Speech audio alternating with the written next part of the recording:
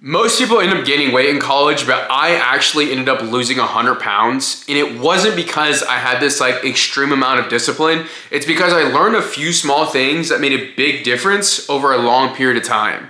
What is up, everyone? My name is Alfonso Lopez and I'm the owner of Let's Work Official, a coaching company where we help men and women become the best version of themselves through health and fitness. And in today's video, I'm going to talk to you about how I ended up losing 100 pounds in college. Now, before we do that, obviously, let me give you guys a little bit of a backstory on the sense of who I am, kind of the things that I've been through, and how I eventually ended up losing 100 pounds in college. I grew up the fat and out of shape kid. From the time I could remember, my weight was just a thing that I had personally always struggled with, from elementary to junior high to high school into the first years of college.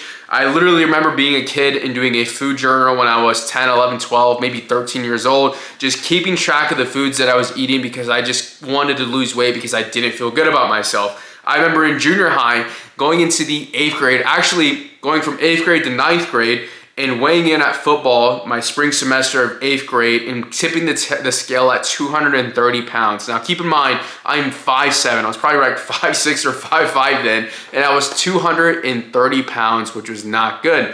I remember all going throughout college where I actually had a short stint, or not college, high school, where I had a short stint where I ended up losing some weight my freshman year and getting into better shape, but not being able to maintain it because I just didn't know what I was doing, and the program, truthfully, I was following just wasn't maintainable. And then I remember ballooning up all the way up to 300 pounds after high school, heading into college. Now, how did I get to that point though, where I had gotten that big?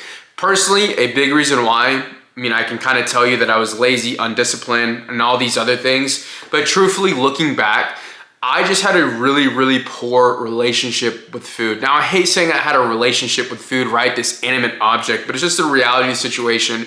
I had a very poor mindset and outlook when it came to food. Whenever it came to food for me, food was like this thing of comfort. It was this thing of like, it makes me feel good. It was a thing of like, this makes me feel better about myself. So every time I don't feel good about myself, which was kind of all the time, I would always revert back to food. If I got in trouble by my parents, if I didn't do well in school, if I sucked at a football game, if anything in my life just was a smidge of like negativity or going in the wrong direction, food was just a thing that I personally always reverted back to. Now, of course, once you do that over a long period of time, you're gonna naturally be bigger, right? I personally played offensive lineman in high school, so I was already kind of a bigger guy. But what really eventually ended up getting me was that after playing football all throughout high school and that ending, I still had the same habits that I had as a football player. I still ate the same without the same expenditure, without all the practices, all the workouts, all the running, all the games. I kept just eating the same. So because I kept eating the same, I eventually ended up ballooning up to 300 pounds that summer heading into my freshman year of college. I remember stepping on the scale and being 287 pounds and just genuinely being so embarrassed that the scale had gotten that high that I just stopped weighing myself. And because I stopped weighing myself, I was like, you know what? I'm just not gonna do that. I probably got up to 300 pounds and I was just like, yeah, I'm not doing that. But what was kind of the turning point for me was that I eventually, like I said, I started college, and my first semester, my first year, my freshman year, I had this thought in my head and I was like, God, there has to be more than life to me. There has to be more than life than just this, right? I was living at home, going to school, just kind of in the same routine, kind of in the same habit, and I just genuinely did not like it. So I remember thinking to myself, God, there has to be more than life than just this, Father. Like, show me what it is. And lo and behold, I had a girl that I was dating at the time that had been dating for over 2 years break up with me. And obviously, I was upset. I felt like, I had to like prove her wrong and do all these things. But I was more upset about I didn't know who I was. And that was really terrifying for me. So that was kind of the tipping point that really started with me going down this rabbit hole of like, okay, I need to lose weight. I need to get into better shape. How is it that I'm going to do that? So once I had that moment, right, where I was like, okay, how am I going to lose this weight and get in better shape? There was a few things that I specifically did that I think would help a lot of people as well. lose weight if they're in that same situation, that made the biggest difference for me.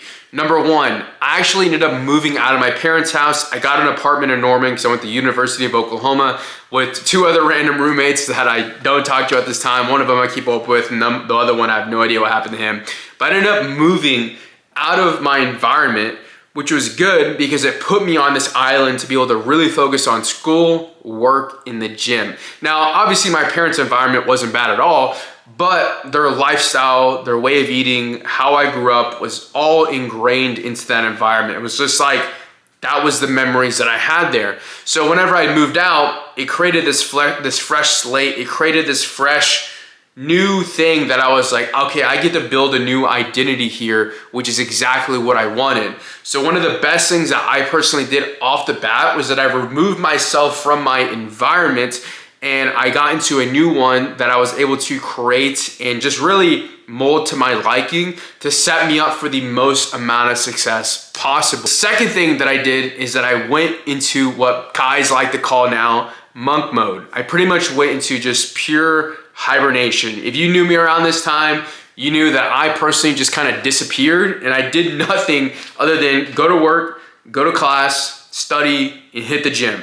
Probably hit the gym a lot more than I probably should have studied and gone to class, but I was desperate to hit the gym. So I just pretty much removed all the distractions by 1, moving out of my environment, and 2, just really giving myself no other option but to stay extremely focused on what it is, the task I had on hand, and that was losing this weight. Now, granted, I didn't know what I was doing whenever it came to weight loss, but I do know that those 2 things helped me out the most. Now, before I jump into the other things that I did as well, I do want to show you guys this, or tell you guys about this. I made a 3-step guide on things that I would do differently if I had to go back again to lose 100 pounds because I did everything completely wrong. It's literally a 3-step guide that will save you so much time. So if you're someone that is interested in picking that up, click the link below. All you gotta do is download it and it'll be in your inbox within a second. But the third thing that I did is that I just focused on lifting weights, doing cardio, and following some type of program.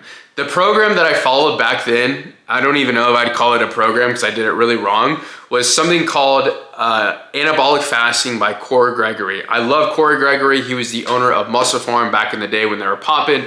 He owns a new supplement company now, but he had this diet called intermittent fasting. It was essentially where you would work out first thing in the morning, chug some amino acids, which is an important part that I personally left out because I just didn't know the importance of amino acids.